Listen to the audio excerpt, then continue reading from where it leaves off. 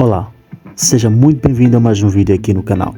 Se você é novo por aqui, pedimos que se inscreva, deixe seu like e ative as notificações para ficar dentro de todas as novidades. As eleições autárquicas de 11 de outubro de 2023 são de certeza uma das mais polêmicas na história da democracia nacional. Neste contexto, o canal Paulo Africano irá dedicar horas de transmissão para trazer os contornos destas eleições, incluindo das manifestações das emoções dos populares moçambicanos em relação aos resultados divulgados no dia 26 do mês corrente. Hoje eu trago uma matéria especial, que é uma entrevista do cabeça de lista pelo partido Renamo na cidade de Maputo, Venâncio Mondlane, que irá contar parte da sua história em relação à sua integração ao partido Renamo e as motivações para concorrer pelo partido na cidade de Maputo. Então fizeram ameaças, as primeiras ameaças de morte que eu recebi foi justamente no edifício, na sede do próprio partido Frelimo na cidade de Maputo. Então disseram que eu estava a ser teimoso, não sei o quê, e que eu ia morrer se continuasse daquela forma. E ameaças feitas na sede do próprio partido Frelimo. E isso não o inibiu de continuar com a mesma postura? Não. Olha, eu vou aproveitar aqui esta ocasião para fazer uma homenagem a duas pessoas. Uma homenagem, um tributo muito especial ao atual PCA da STV, que chama-se Daniel David, e é um grande jornalista que praticamente ele foi o operativo dessa televisão, que chama-se Jeremias Langa. Estes dois senhores, portanto, o Jeremias Langa era o diretor de informação, praticamente era, digamos assim, era o número 2 da televisão. Eu fui-lhes apresentar a minha situação, que eu tinha sido chamado para a sede do partido Frelimo, que tinham me chamado a atenção, tinha sido ameaçado de morte e que eu estava um pouco hesitante e estava realmente com medo. E eles deram muita força. O Daniel David deu a experiência dele. Quando ele começou com a primeira televisão privada de grande envergadura em Moçambique, que é a STV, ele diz que passou por situações horripilantes. O Jeremias Langa, que era o diretor de informação, era o apresentador do programa Pontos de Vista, que eu falei, é o moderador do programa Pontos de Vista, ele tinha sido raptado, inclusivamente. Tinha sido raptado por um grupo que é muito conhecido aqui em Moçambique, que chama-se Esquadrões da Morte. Portanto, são um conjunto, é pessoal da polícia, são as forças especiais da polícia, mas que são usadas justamente para eliminar fisicamente adversários políticos, elementos da oposição, adversários políticos. Portanto, eliminaram muitos juízes, figuras muito importantes neste país. Portanto, esse grupo dos Esquadrões da Morte haviam raptado o Jeremias Langa. E ele conta a experiência dele, como é que ele foi raptado, as ameaças que ele recebeu, mas que ele continuava firme. E ele dizia: neste momento tu és o único jovem neste país capaz de salvar a liberdade de expressão. Uau. Então, se tu sais do programa, vai ser um descalabro. E eles deram-me muita força. Portanto, um tributo muito especial ao Daniel David, o PCA, o atual PCA do Grupo Soico da STV, e ao Jeremias Langa, que já não está lá, mas foi durante muitos anos a cara da STV. Estes dois senhores deram muita força, encorajaram-me, e eu consegui suplantar o medo que eu tinha de todas as ameaças de morte que eu recebido. Então eu continuei na STV com o programa Pontos de Vista e fui até o fim. Mas aquilo foi realmente um tsunami em Moçambique. E a partir disso, eu me desligo do partido Frelimo, digamos, em termos concretos, quer dizer, parei de ter qualquer função, eu desliguei-me por completo do partido Frelimo, continuava com o cartão, mas eu já não me identificava com os ideais, mas continuava membro. Até que em 2013, fruto da minha projeção social, dos comentários, da minha atividade como ativista político e social, o MDM me contacta no meu serviço, né? Eu sou bancário, né? Minha profissão bancário, contactam-me com o serviço e fazem uma proposta em 2013 de eu ser o candidato do MDM para a cidade capital, não é? Eles dizem que fizeram uma análise de toda a gente, possíveis candidatos, e achavam de que não havia melhor pessoa para concorrer pelo MDM senão Venâncio. Analisei a questão, ponderei muito, falei com os meus administradores também no meu serviço, alguns que, apesar de ser do Partido Frelimo, mas eram de espírito aberto, eram mente aberta, aconselharam-me, disseram que não, avança, damos também a força. O único problema que eu tive com essa candidatura era na minha casa, né, com a minha família. A minha família não estava conformada com o filho deles do Partido Frelimo e avançar para concorrer pela oposição. Poxa. E então mandaram muita gente, muitos nomes, não posso citar aqui alguns desses nomes, Poxa, para preservar essas imagens, mas eu recebi exércitos de membros séniores da Frelimo para me demover da minha opção de me candidatar pela oposição, porque eles sabiam que eu realmente havia de ser uma pedra no sapato aqui na cidade de Maputo. Eu aceitei o desafio, eu em 2013 concorri pelo MDM, conseguimos 42% de votação, pela primeira vez na história de Moçambique, na cidade de Maputo, o partido da oposição conseguiu 42%. Mas também depois de uma mega fraude que fizeram na altura, só que nessa altura, pela minha inexperiência política, não conseguimos montar uma plataforma, uma estratégia de fiscalização que conseguisse parar a fraude. E mesmo depois da fraude conseguimos 42%. Mas depois eu tive várias situações. O MDM depois convida-me a ser deputado. Eu em 2015 passo da Assembleia Autárquica da cidade de Maputo, passo à Assembleia da República como deputado e fiz parte da direção da bancada do MDM.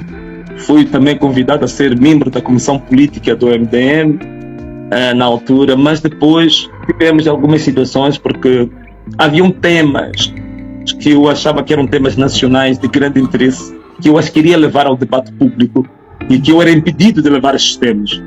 Então eu fiz um relatório sobre isso, sobre a minha pesquisa, apresentei ao meu chefe de bancada na altura e eu disse que tínhamos que pedir uma matéria urgente no Parlamento porque o governo, o Estado tinha sido burlado, o povo moçambicano tinha sido burlado pelo governo do Frelimo.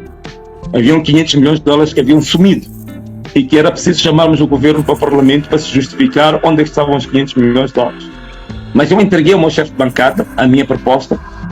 Ele pegou aquilo, a matéria muito bem estudada, com uma fundamentação de quase 10 páginas, portanto era um mini relatório, e ele garantiu-me que ia submeter à Comissão Permanente, porque a Comissão Permanente é que faz a agenda do plenário. Poxa. E ele fazia parte da Comissão Permanente, eu não. Então ele que tinha que levar o caso para a Comissão Permanente. Então passaram uns 5 dias, que é de lei, não obtive nenhuma resposta. Passou um mês, nenhuma resposta. 2 meses, nenhuma resposta. Até que eu fui ter com ele e eu perguntava, mas o que está a acontecer? Temos aqui um caso em que o Partido Frelimo roubou 500 milhões de dólares do povo. Temos que discutir isto. Ele, estou a tratar do assunto, não se preocupe, estou a tratar. Mais um mês, mais 2 meses. Levantei a mão em pleno plenário, questionei a Presidente da Assembleia da República, a Verônica Macamo, que é a atual Ministra dos Negócios Estrangeiros de Moçambique, sobre a proposta da matéria urgente relativa aos 500 milhões de dólares que a Frelimo roubou do povo. E ela, pura e simplesmente, envergonhou-me em público. Ela disse-me que nunca tinha recebido proposta nenhuma para matéria urgente.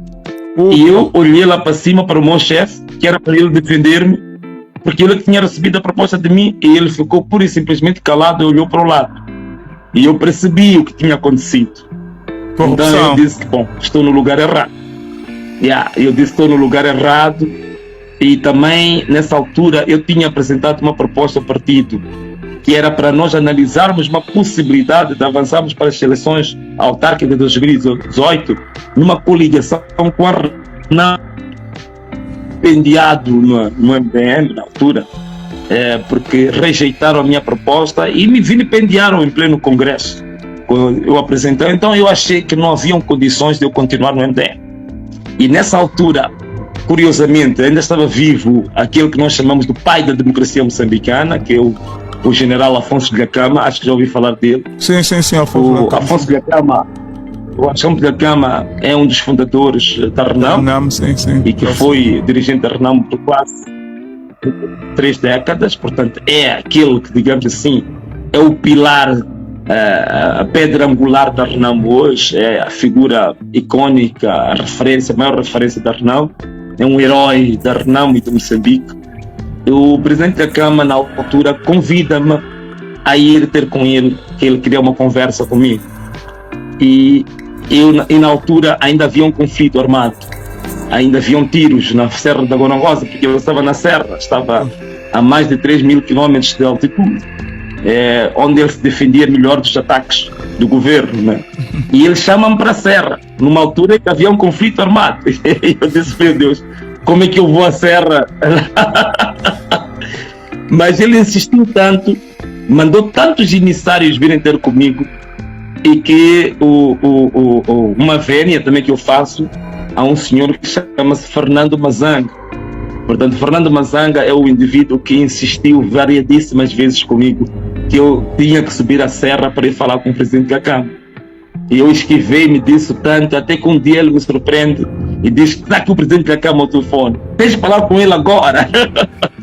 Então, falei com o presidente da Câmara por fone quase 4 horas ininterruptas. E eu ali ganhei um alento e eu disse que eu vou subir a Serra da Gorongosa. Apesar de ter riscos de apanhar uma bala, mas eu lá vou. E peguei-me em setembro de 2017, e eu subo a Serra da Gorongosa. E fui ter com o general de 5 estrelas, Afonso Dhlakama. Estive, na primeira vez, ele permitiu que eu subisse a serra até o local onde ele recebe os diplomatas, não na residência pessoal, porque a residência pessoal estava, acho que mais ou menos 1.000 metros acima do local onde ele recebia os diplomatas. Então ele recebeu-me pela primeira vez no local dos diplomatas. Tivemos uma conversa de quase 10 horas de tempo, e ele a dizer que nas eleições autárquicas de 2018 ele queria-me como candidato da RENAM para a cidade de Maputo. Uau. E que ele não via outra pessoa para concorrer para a cidade de Maputo. Então eu disse que ia pensar, e ele perguntou-me: como é que tu podes parar a fraude? Tens uma ideia de como que se pode parar a fraude na cidade de Maputo? Eu já tinha experiência, tinha perdido pela fraude em 2013, e eu fui estudando, fui criando modelos de como que se para uma fraude eleitoral. Então eu expliquei a ele que ideia que eu tinha de como parar a fraude. Então ele disse: poxa, isso é fantástico que me explicaste. Disse: podes fazer isso por escrito? Eu disse que sim. Eu só aceitei o desafio que ele me colocou de pôr por escrito este modelo que eu te contei aqui. Sim, para evitar a fraude, né? Para evitar a fraude, eu aceitei o desafio de fazer por escrito. E ele disse-me: venha, convidou-me a ir. Portanto, eu fui em setembro de 2017 e volto a Serra da Gorongosa em abril de 2018.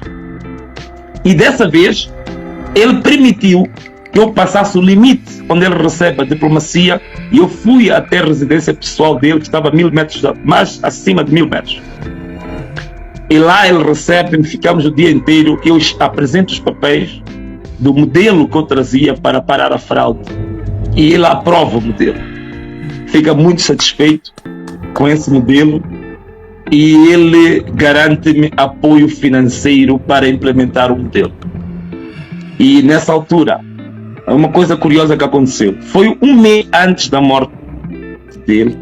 Portanto, ele falece no mês seguinte, em maio, não é? Uhum. E uma coisa curiosa, ele não podia dizer que estávamos no conflito, mas no dia em que eu subo, eu estive lá com ele, estava-se a realizar o funeral de uma das filhas dele. Opa! E eu já era pastor, eu sou pastor desde 2015 até hoje. Pastor, ele pede que ele diz-me que eu não posso ir enterrar a minha filha, mas neste momento em que estamos a falar está sendo feito o funeral dela,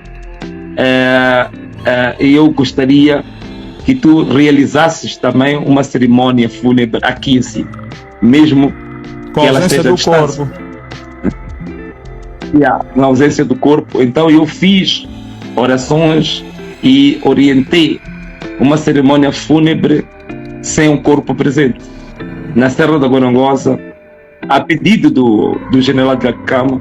Depois da cerimônia que eu organizei, ele chorou compulsivamente. Orei por ele, orei pelos homens dele, e isso marcou-me bastante.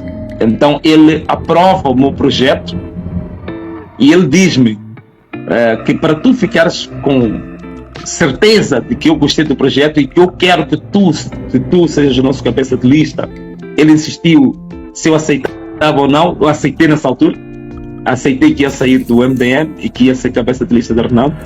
Portanto, a segunda vez eu me converti a Renamo, também com os episódios que eu já havia te contado antes, que ocorreram no MDM. Portanto, eu já não me sentia à vontade de estar lá espiritualmente, moralmente, eu já não me sentia confortável com todas as questões que eu já te contei. Então ele diz-me assim: para implementar o teu projeto e ganhares a cidade de Maputo e ter certeza absoluta que eu tenho todo o interesse que isso aconteça, ele diz ao Fernando Mazanga: leva o Venâncio ao Banco Mundial. Bom, eu percebi e eu fiquei com medo, porque pensei que o Banco Mundial fosse um código militar. Levar ao Banco Mundial podia ser para me executar. Então eu pensei que fosse o código da Renamo para executar alguém, que era mandar para o Banco Mundial. Então deixei com um pouco de medo, mas depois fui saber o que era o Banco Mundial. Portanto, ele tinha minas de pedras preciosas. Uau. E que ele mandou Mazanga ir-me apresentar as minas de pedras preciosas, que era para eu ficar com certeza de que ele ia financiar o meu projeto. Uau. Então fui conhecer o banco, não posso dizer onde é que estão essas minas, não estou autorizado a fazê-lo, mas eu fui conhecer. Mas uma das minas, só para tu teres ideia, uma das minas foi onde se descobriu a maior esmeralda do mundo.